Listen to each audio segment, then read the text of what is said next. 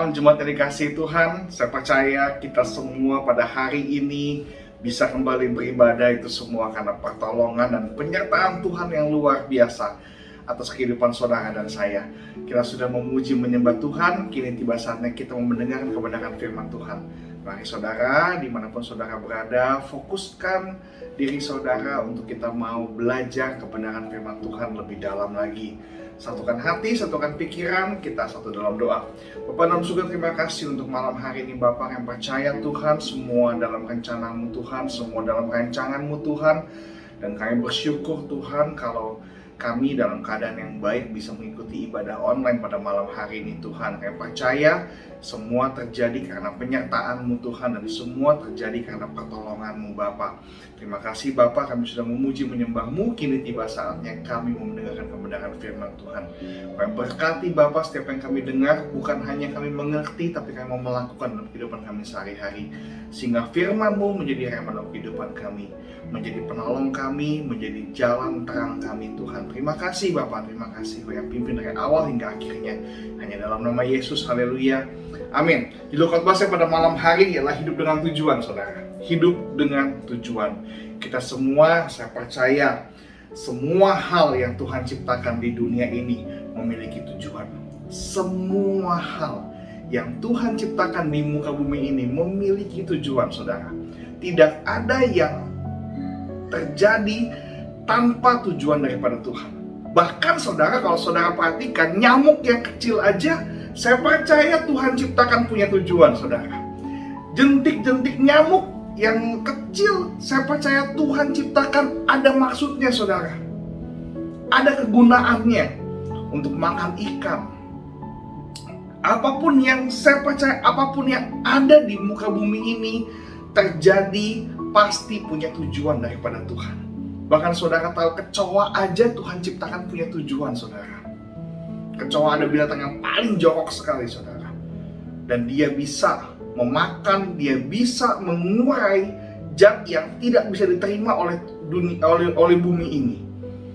Ketika kecoa itu makan, maka zat itu menjadi zat yang bisa diterima oleh dunia ini, oleh bumi ini.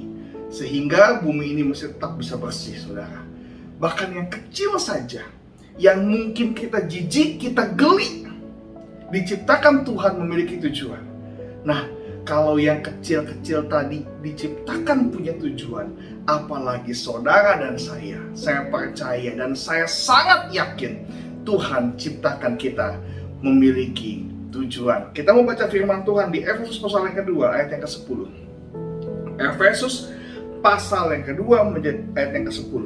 Karena kita ini buatan Allah, diciptakan dalam Kristus Yesus untuk melakukan pekerjaan baik yang dipersiapkan Allah sebelumnya. Ia mau supaya kita hidup di dalamnya. Jelas Bapak Ibu Saudara sekalian, jelas sekali kita ini buatan Allah, dibuat oleh tangan Allah sendiri, diciptakan dalam Kristus Yesus untuk melakukan apa?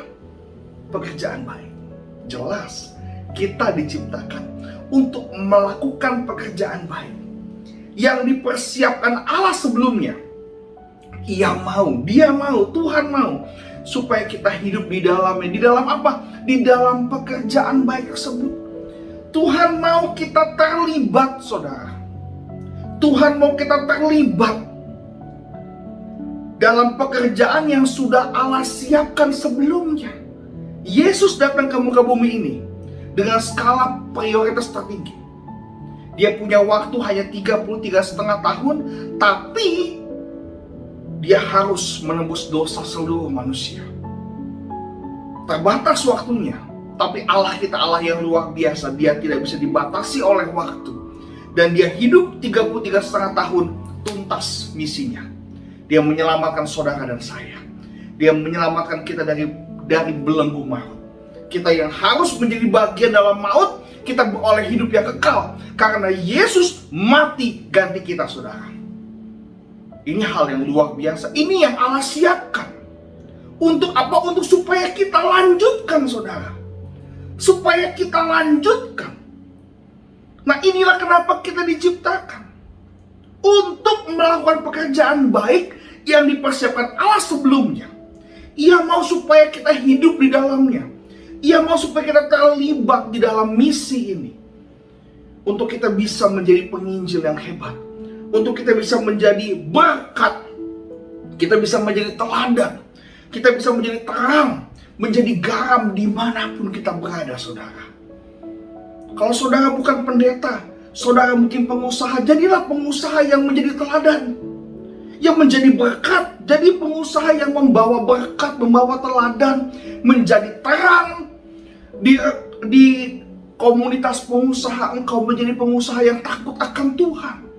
Kalau engkau seorang pedagang, jadilah pedagang yang jujur, pedagang yang teladan, menjadi berkat. Kalau engkau seorang guru, jadilah guru yang luar biasa. Kalau engkau sebagai seorang pelayan Tuhan, jadilah pelayan Tuhan yang luar biasa. Menjadi berkat, menjadi teladan, menjadi terang, menjadi garam dimanapun kita berada. Sehingga apapun yang kita kerjakan, yang kita lakukan, kita memuliakan nama Tuhan. Ini yang Tuhan mau. Inilah tujuan hidup saudara dan saya. Supaya kita terlibat di dalam pekerjaan Tuhan. Supaya nama Tuhan semakin ditinggikan, semakin diagungkan, semakin masyhur. Oleh sebab itu, kita harus mulai menentukan. Kita harus mulai menentukan sikap kita. Sikap orang yang punya tujuan dan sikap orang yang tidak punya tujuan jelas beda, saudara. Kalau orang yang nggak punya tujuan, dia kemana-mana, dia putar-putar, nggak tahu arah. Misalnya, dari sini, kalau saya mau ke Central Park, saya udah tahu jalannya. Lurus, belok kanan, belok kiri, lurus lagi. Ketemu Central Park. Saya tahu arahnya kemana. Saya tahu menggunakan apa saya ke sana. Jelas beda dengan orang yang ditanya mau kemana. Terserah. Nggak tahu mau kemana. Dia putar, mau naik apa, nggak tahu. Gampang disesatkan, gampang diombang-ambing, gampang dibuat bingung.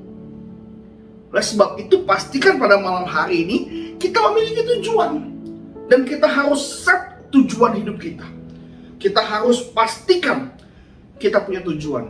Dan ini saya mau kasih tahu, ada 4 orang. Ada 4 ciri orang yang memiliki tujuan hidup. Ada 4 ciri orang yang memiliki tujuan hidup. Kalau orang punya tujuan hidup, percayalah, dia tahu mau kemana. Dia tahu mau apa. Dia tahu dengan cara apa dia ke sana. Dan dia adalah orang yang fokus. Ada 4 ciri. Saya akan bacakan buat saudara sekalian. Ada 4 ciri orang yang memiliki tujuan hidup. Yang pertama, orang yang memiliki tujuan hidup, dia akan pakai hidupnya dengan baik.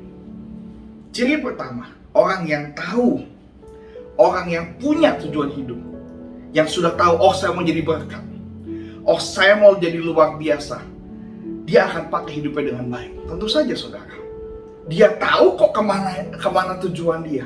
Kalau engkau mau jadi orang yang baik, lakukan yang baik, dengan kendaraan yang baik, maka kita akan sampai ke tujuan kita dengan baik, saudara.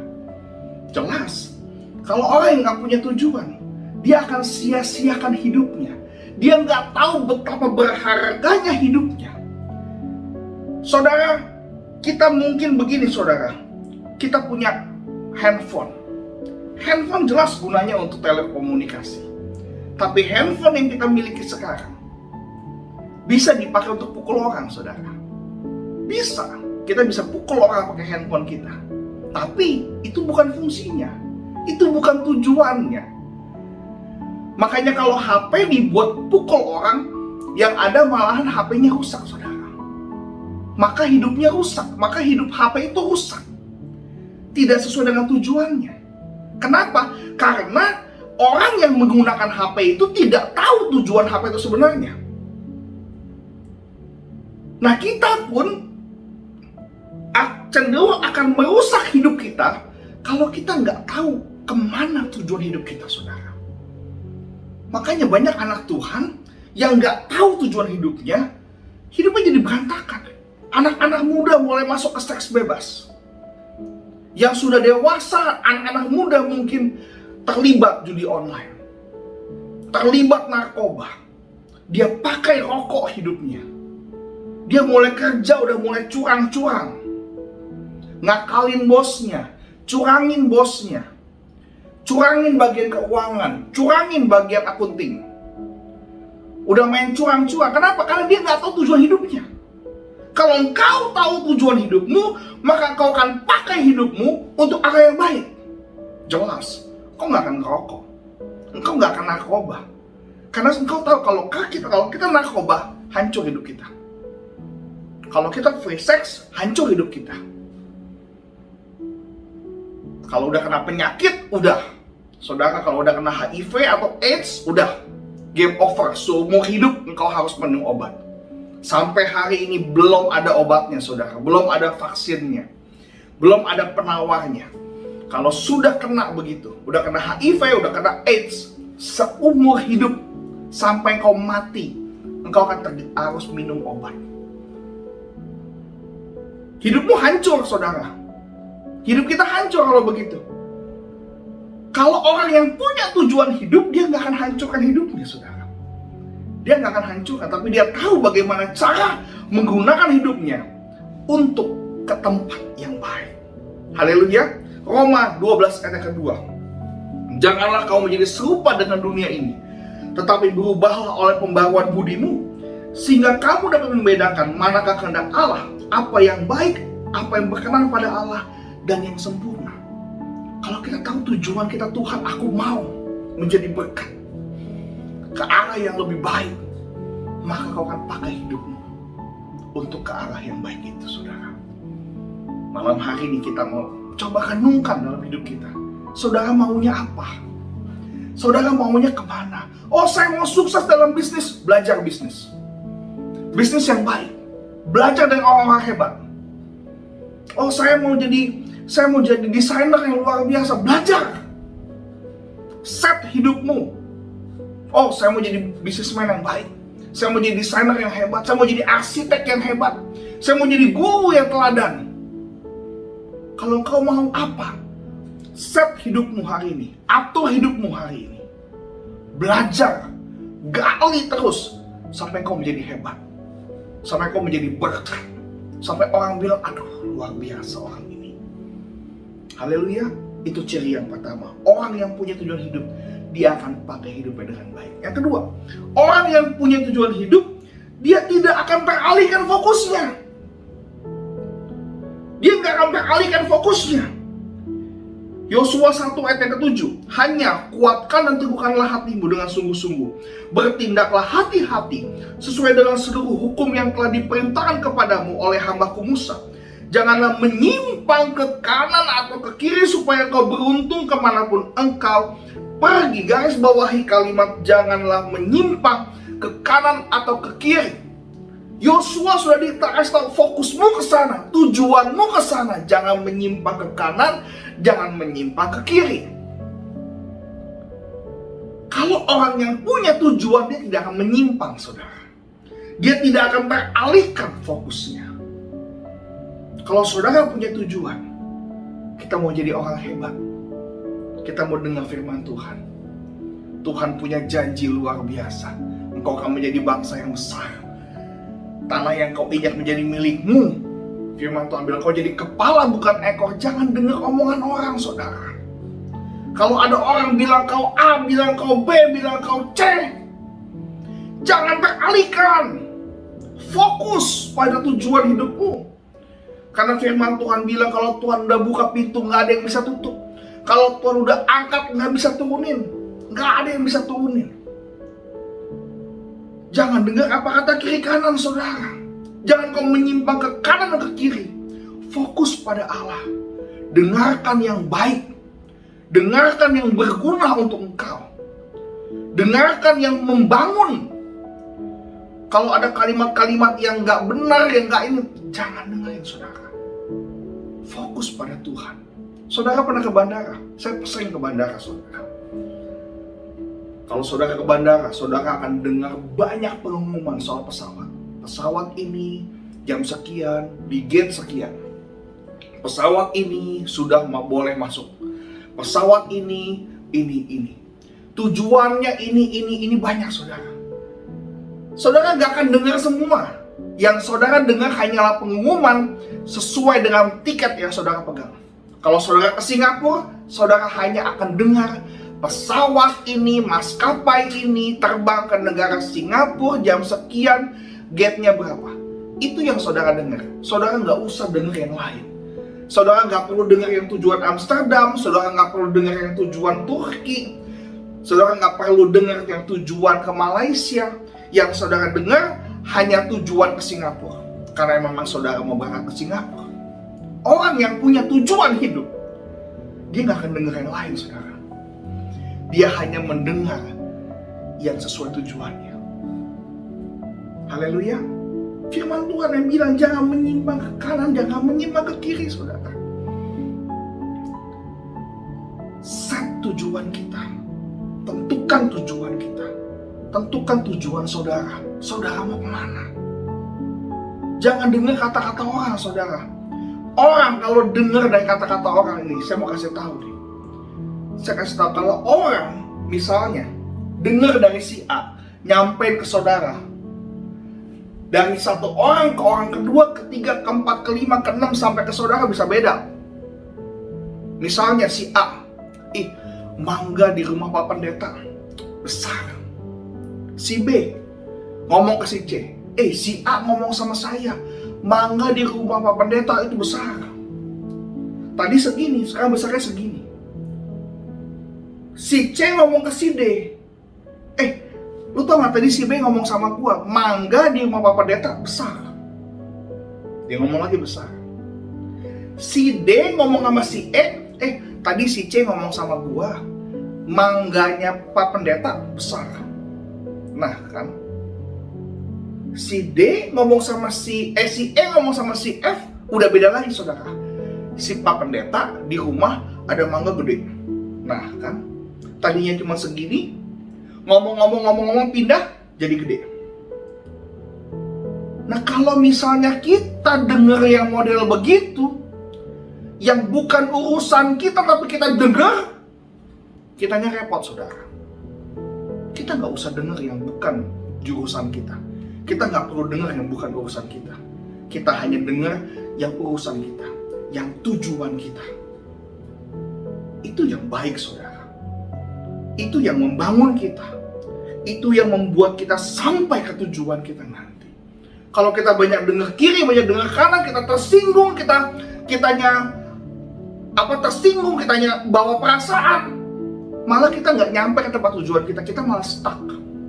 Banyak anak-anak hamba-hamba Tuhan, banyak pelayan-pelayan Tuhan, niatnya mau melayani Tuhan, dengar omongan A, dengar omongan B, dia nggak jadi melayani. Ada yang bilang lah cari perhatian, aduh lu ngapain kepo-kepo. Nggak, kita nggak perlu dengar itu, saudara.